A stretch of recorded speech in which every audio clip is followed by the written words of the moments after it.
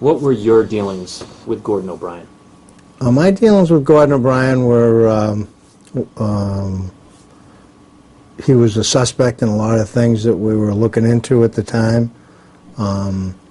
He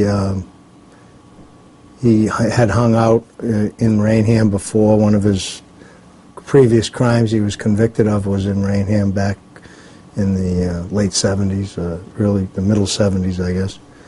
And then when I became the director of the Drug Task Force at the Bristol District Attorney's Office, his name, of course, would appear routinely in different reports and different informants that would be talking about people, and his name would come up quite a bit. So I knew him personally. I knew his brother, Marshall, and I knew him obviously professionally because he was a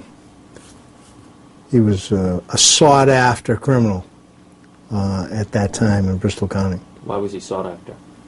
Because his name surfaced in so many things. Of course, he was always considered. Both of the brothers were considered muscle-type people, and not very many people would ever come out and talk. So you would be very circumspect if you were talking about him. Some people wouldn't even mention his name.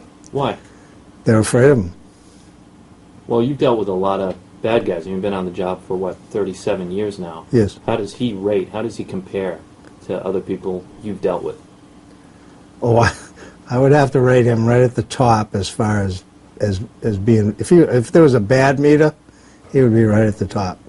I think what made him so dangerous was the fact that he was so pleasant to talk to, and he could be so friendly, and encyclopedic knowledge, incredible storyteller, but absolutely stone-cold individual that was capable, in my opinion, was capable of anything.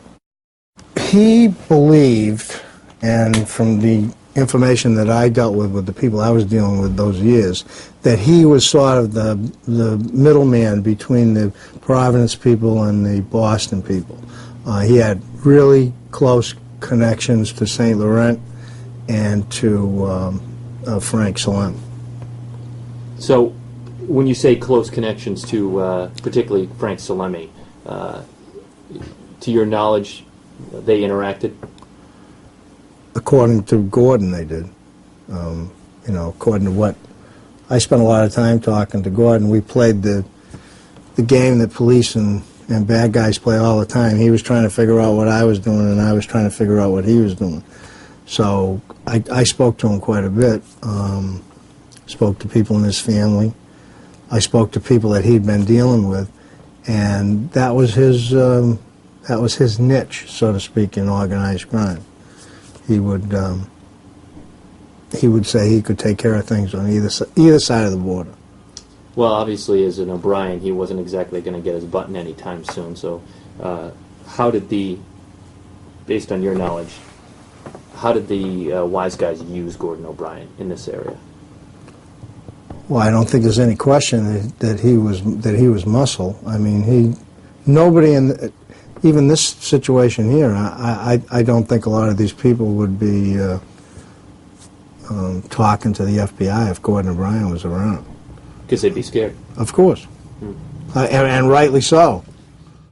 Gordon gave you the impression that he could break you in half at any time he wanted to, and would do it and smile. Was O'Brien a loyal guy? O'Brien took care of O'Brien.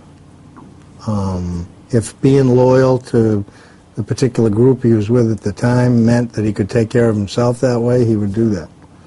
I don't think loyalty was one of it. I think he was smart. I think he was personable. I think he was tough. He was big. He was strong. Loyalty, I wouldn't rate that high with him. So it wouldn't surprise you to know that he might have dined out, if you will, Kevin Hanrahan, even though he's worked with him in the past. Who knows what Hanrahan did to him? The thing is, he would if he were here talking to you, he would tell you that he did it because of this or because of that. you know, and justify it that way. I mean, that was just the way he was. And if there's a picture under sociopath in the dictionary, it's one of these is under it. One of Gordon's pictures is under it.